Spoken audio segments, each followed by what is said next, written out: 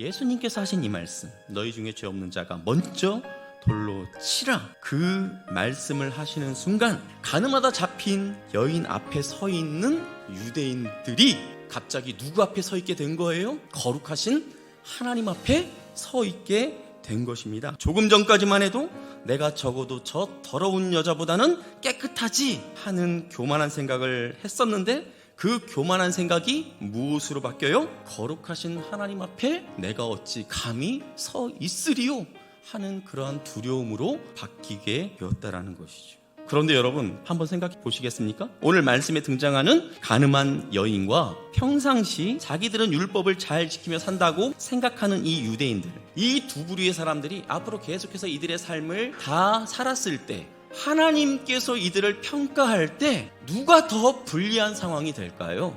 가늠하다가 붙잡힌 여인의 경우 자신의 추악한 모습이 사람들에게 알려졌기 때문에 자기가 의롭다는 생각은 아마 이 여인은 꿈에도 하지 않고 살아갈 거예요. 반면 바리새인을 비롯한 유대인들은 자신들은 모세율법을 나름 잘 지키며 살고 있다 생각했기 때문에 평상시 자신들을 죄인이라 생각하지 않았을 거예요. 나 정도면 괜찮지, 나 정도면은 그래도 의인이라고 할 만하지 않아? 이렇게 생각하며 살았을 가능성이 큽니다. 자기가 죄인이라고 생각하고 살아가는 사람과 자기가 의롭다고 생각하며 살아가는 사람들, 이 두 부류의 사람들이 이후에 하나님께서 이들을 보실 때 누구를 더 하나님께서 더 악하다 책망하실까요? 한 성도님이 배에 통증이 느껴져서 병원에 입원하게 되었습니다. 통증과 관련해서 이런저런 검사를 하는 과정 속에서 위에 아주 작은 그런 암세포가 자라고 있는 것이 발견된 거예요.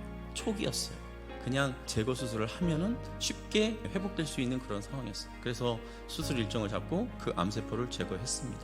깨끗하게 나았습니다. 반면 어떤 분은 평상시 건강하게 잘 지내다가 정기검진을 받으러 갔는데 검사 과정에서 췌장에 암세포가 너무나 많이 진전되어 있는 것이 발견된 거예요.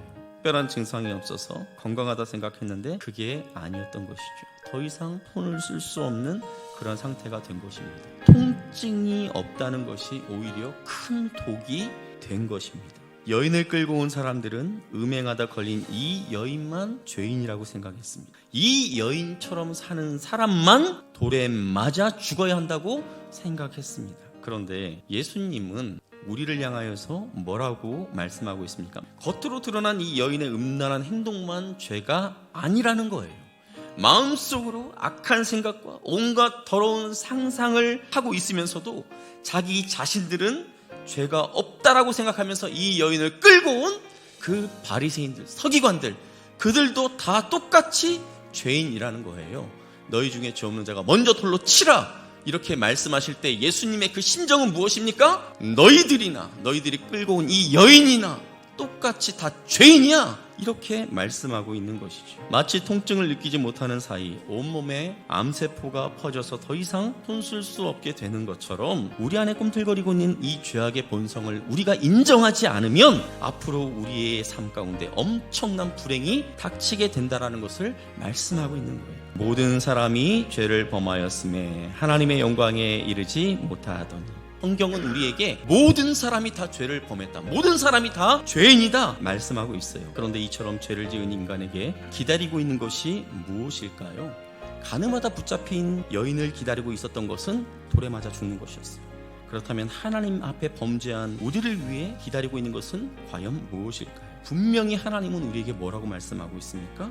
죽음이 끝이 아니다. 죽음 이후에 우리는 모두 하나님의 심판대 앞에 서야 한다, 분명하게 그렇게 말씀하고 있습니다. 하나님 앞에서 우리 모두가 다 죄인이라고 그렇게 판결을 받게 될 텐데, 그렇게 된다면 우리는 하나님으로부터 분리되어 고통스러운 지옥에 떨어지는 영원한 형벌을 받을 수밖에 없는 그런 존재라는 거예요. 아마 이 영화를 많은 분들이 보셨을 텐데요, 2014년에 개봉된 국제시장이라는 영화가 있습니다. 우리 국민들의 마음을 굉장히 뜨겁게 했던 영화인데요, 주인공 가족들 가운데 막순이라는 그 딸이 그 오빠 등에 엎여서 배로 이렇게 기어 올라가다가 누군가가 뒤에서 이렇게 딱 잡아서 이렇게 떨어지게 됩니다. 그러니까 아이를 잃어버리니까 이미 배 위에 올라와 있던 아버지가 큰아들에게, 덕수에게 가족을 부탁하고 그 막순이를 찾아서 배 밑으로 이제 내려가요. 혼자 살 수 없다라는 것을 알았기 때문에 그 딸을 찾아서 그 아버지가 배에서 내려가는 그 장면, 굉장히 안타까우면서도 감동이 있는 그런 장면입니다. 우리 하나님도 도저히 자기 힘으로는 죄의 문제를 해결할 수 없는 인간의 이 한계를 아시고 이 인간의 문제를 해결하고자 하나님께서 나섰습니다. 하나님의 아들이신 예수님이 인간의 몸을 입고 이 땅에 오셨을 뿐만 아니라 아무 죄도 없는 의인이신 그 분이 죄인인 우리를 위해 대신 하나님께 버림받은 것입니다. 우리의 죄를 위해 십자가에 달린 예수님의 절규를 한번 들어보십시오. 나의 하나님, 나의 하나님, 어찌하여 나를 버리셨나이까. 아무 죄 없는 진짜 의인이신 예수님은 우리 때문에 이렇게 십자가 위에서 하나님께 버림받았습니다. 우리를 위해 버림받으신 예수님만이 하나님께로 갈 수 있는 유일한 길입니다. 하나님의 영원한 형벌, 그 무시무시한 심판을 피할 수 있는 유일한 방법이 바로 예수님입니다. 영접하는 자, 곧 그 이름을 믿는 자들에게는 하나님의 자녀가 되는 권세를 주셨으니 이 예수님을 믿을 때, 예수님을 내 마음속의 구원자로 받아들일 때 우리는 영원한 생명인 구원을 선물로 받을 수 있습니다.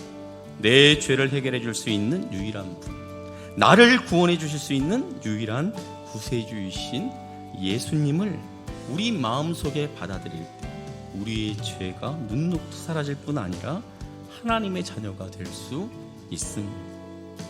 막수나 딸의 이름을 애타게 부르며 그 딸을 찾아 나선 그 아버지의 간절한 심정처럼 예수님께서 오늘 이 자리에 계신 분들을 향해서 또 함께 예배하고 있는 우리의 VIP들을 향해서 이렇게 물어보세요. 사랑하는 딸아, 사랑하는 아들아, 내가 너를 사랑한다.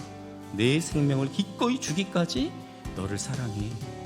내가 너를 찾아 이곳까지 왔는데 너를 위해 하나님께 버림받는 고통까지 참고 견뎠는데 나를 믿고 너의 마음속에 나를 받아들이지 않겠니?